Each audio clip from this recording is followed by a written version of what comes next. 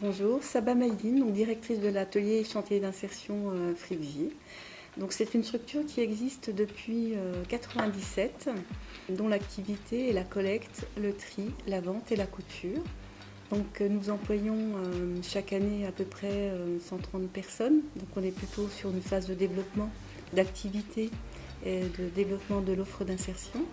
Nous avons 4 boutiques qui sont situées à Valentinier, à Montbéliard, à Héricourt et à Mèche. Nous collectons à peu près 620 tonnes de vêtements et accessoires par an et nous alimentons donc des boutiques avec cet approvisionnement-là pour pouvoir justement vendre tous ces vêtements et accessoires. Les personnes qui sont employées à Fribvi sont sur des contrats de 26 heures par semaine, donc on est sur des parcours moyens d'un an. Et on mobilise à la fois de l'encadrement technique pour justement apprendre les gestes techniques et de l'accompagnement socio-professionnel pour justement lever les freins à l'emploi, qui sont par exemple la mobilité, le logement, le financier, la santé parfois. On est vraiment dans une démarche globale où on essaie d'améliorer le quotidien des personnes en mettant en place de la formation, en tissant des liens avec l'entreprise. Et il était important qu'on aille un peu plus loin dans les projets que nous avons dans la structure. Un projet qui va se concrétiser aujourd'hui et qui est soutenu par le Haut Commissariat à la lutte contre la pauvreté, c'est l'équilibre alimentaire, mieux manger à moindre coût.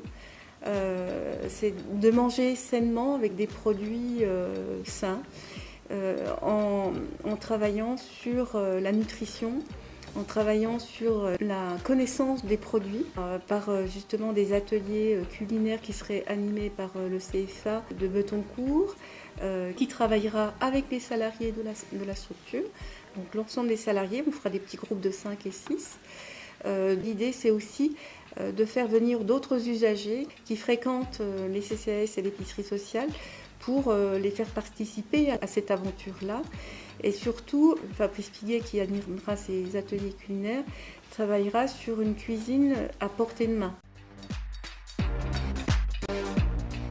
Cet appel à projet auquel on a répondu donc en janvier 2021, qui concerne 2 ans et plus de 100 personnes, les salariés de la structure et les usagers des CCAS et de l'épicerie sociale, donc a bénéficié d'un financement à hauteur de 68 000 euros qui vont nous permettre d'une part d'animer les ateliers culinaires pour cette centaine de personnes, mais aussi de pouvoir mobiliser du matériel qui sera nécessaire justement à l'animation et à la construction de ces ateliers culinaires, et une partie sur la communication, parce qu'on est parti du principe qu'il fallait quand même filmer cette progression pour l'ensemble des personnes, pour qu'on puisse avoir aussi une trace un petit peu de tout ce qui a été fait dans le cadre de ces ateliers culinaires.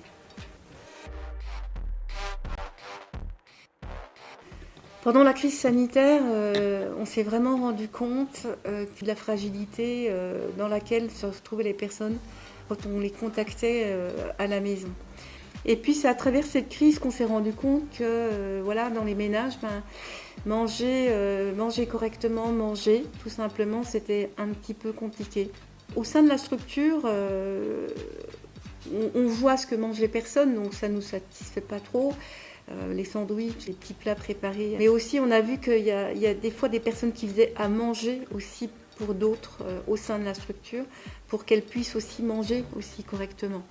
Donc toute cette réflexion-là autour de l'alimentation, elle est venue d'une part d'un constat qu'on a observé déjà depuis quelques années, mais aussi qui s'est accentué pendant la crise, notamment pour ces personnes qui préparent pour d'autres, parce que justement, elles n'ont pas forcément les moyens de s'acheter à manger, parce qu'elles ont certains salaires, mais des fois elles ont aussi des dettes à payer. L'association, elle a été créée pour lutter contre toutes les formes d'exclusion, et que même si on est une structure d'insertion par l'activité économique, il n'empêche qu'on doit travailler avec la personne dans sa globalité. On apporte le support travail, on apporte l'accompagnement, on apporte l'encadrement technique. On fait le lien avec la formation, on fait le lien avec l'entreprise.